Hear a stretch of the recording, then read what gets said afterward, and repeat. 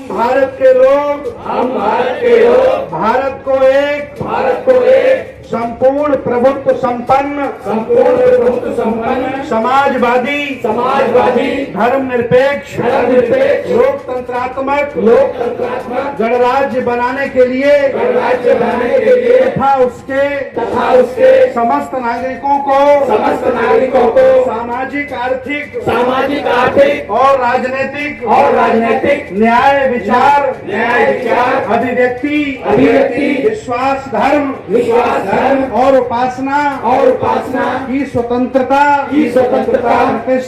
प्रतिष्ठा और अवसर की समता प्राप्त करने के लिए तथा उन सब में व्यक्ति की जय भीम। अगर ऐसे जय भीम होगा तो बाबा जी तक आवाज कैसे जाएगी? हाथ उठाना है, खाना एक हाथ में पकड़ना है और पूरी ताकत से बोला जय भीम। अभी मजा नहीं आया। बाबा साहब अम्बेडकर, बाबा साहब अम्बेडकर, भारत का संविधान जिंदाबाद, जिंदाबाद, जिंदाबाद। हाथ उठाओ। भारत का संविधान जिंदाबाद, जिंदाबाद, जिंदाबाद। भारत का संविधान जिंदाबाद, जिंदाबाद, जिंदाबाद। आदरणीय मंच और आज के इस ऐतिहासिक गोरखपुर की भूमि पर उपस्थित हमारे सभी सम्मानित भाइयों बहनों बच्चों और भिक्षु संघ, ये परम सौभाग्य है कि बाबा साहब अम्बेडकर जी के प्रपौत्र आज भीमराव अम्बेडकर जी इस कार्यक्रम में भंते सुमित रतन जी के जो उन्होंने दिन रात भंते जी ने मेहनत की है। 3 महीने का टाइम, मुझे तो 6 महीने का टाइम बताया गया भंते जी कि 6 महीने से आप दिन रात भाग रहे हैं, दौड़ रहे हैं। तो ये बहुत बड़ा समागम है। इस समागम की सफलता के लिए all India federation SC/ST organisation जो देश का एक सरकारी अधिकारी 40 लाख कर्मचारियों का महासंघ है, उसकी तरफ से मैं भंते जी की वंदना करता हूं, उनका अभिनंदन करता हूं, जय भीम नव उद्धार करता हूं।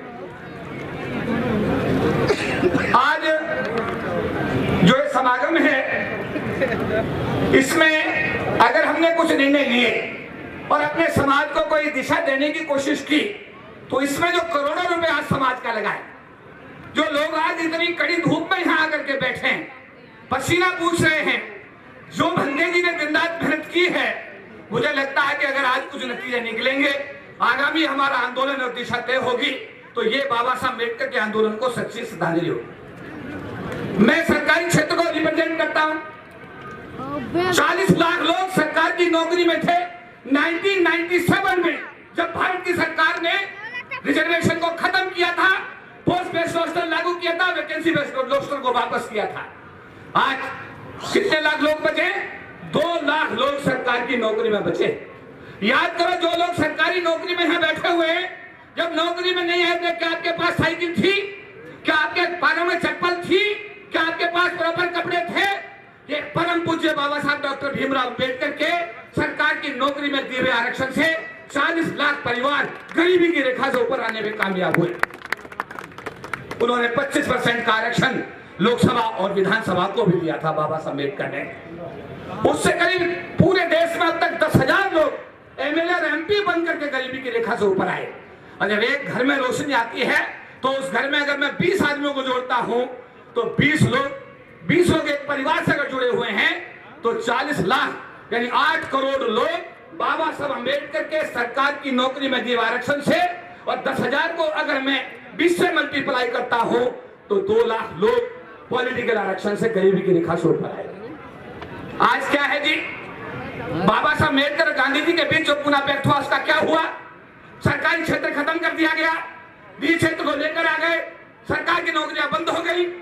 वो गांव के उस बच्चे की स्थिति सोचिए, देखिए अपनी मत सोचिए।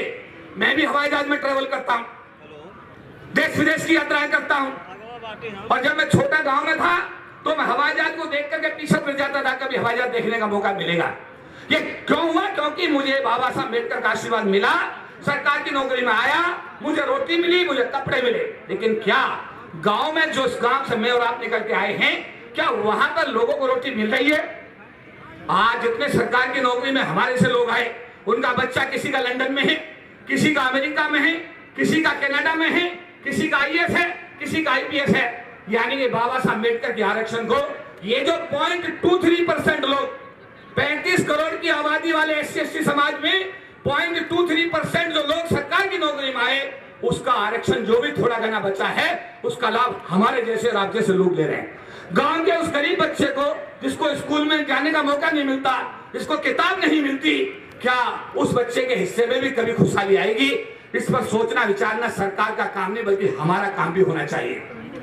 क्या एक बच्चे को बाबा साहब ने तो अपने बच्चों की कुर्बानी दे दी। बाबा साहब कोई बच्चा आईएएस नहीं बना, आईपीएस नहीं बना, कोई मिनिस्टर नहीं बना आज तक बाबा साहब का परिवार का आदमी, और बाबा साहब ने हजारों मिनिस्टर बना दिए, हजारों आईएएस बना दिए, हजारों आईपीएस बना दिए। क्या हम भी कोई बाबा साहब का अनुसरण करते हुए क्या जिम्मेदारी ले सकते हैं? क्या गांव का एक बच्चा गोद ले सकते हैं, उसकी फीस दे सकते हैं? क्या ये बाबा साहब के मिशन के लिए सच्ची श्रद्धांजलि होगी या नहीं होगी? हाथ उठा के बताइए, होगी नहीं होगी? ये करना चाहिए नहीं करना चाहिए? देखिए, बच्चा रोता नहीं तो माँ भी दूध नहीं पिलाती, बच्चा रोता नहीं तो माँ भी दूध नहीं पिलाती। भंते जी ने गोरखपुर की इस भूमि पर आकर के जो ये लाखों लोगों का समागम किया है, इससे समाज को भंते जी ने एक नई दिशा देने की कोशिश की है। मैं भंते जी, सरकारी अधिकारी कर्मचारियों की तरफ से, भंते जी मेरी बात का ध्यान दें, सरकारी अधिकारी कर्मचारियों को मैंने आदेश दिया था, रेलवे के हमारे सीनियर लीडर यहाँ मौजूद हैं, हमारे LIC के लोग मौजूद हैं, बैंक के लोग मौजूद हैं, कि इस कार्य में तन मन धन से सहयोग करें, और उन लोगों ने सहयोग किया। और मैं आगे भी आपको आश्वासन देता हूं, विश्वास दिलाता हूं कि अगर रामला मैदान में भी अगर कोई समागम आप करेंगे, लाखों लोगों का बौद्ध धर्म का कन्वर्जन कार्यक्रम करेंगे, ये महासंघ का एक आदमी तन से, मन से और धन से भंते जी आपको सहयोग करेगा। लास्ट में ये जो मीडिया के लोग हमारे हैं, रवीश कुमार जी एक मीटिंग में थे, उन्होंने कहा बोलो, उन्होंने नहीं बोलूंगा कि बोलिए साहब बात करिए, नहीं करूंगा। उन्होंने कहा अगर एक बात को अगर मेरी सुनोगे, सवाल नहीं करोगे, तो उन्होंने बोलना शुरू किया रवीश कुमार जी ने। उन्होंने कहा तुम टीवी क्यों देखते हो, अखबार क्यों पढ़ते हो? क्या तुम्हारे मतलब की कोई बात टीवी अखबार में होती है? नहीं। जब तुम अपना टीवी ऑन करते हो तो सामने वाले को करोड़ों रुपए TRP मिलते हैं, अपने दुश्मन को तुम मालदार करते हो, और अब तुम्हारे समाज की कोई बात होती नहीं है। समाज की बात कौन करता है?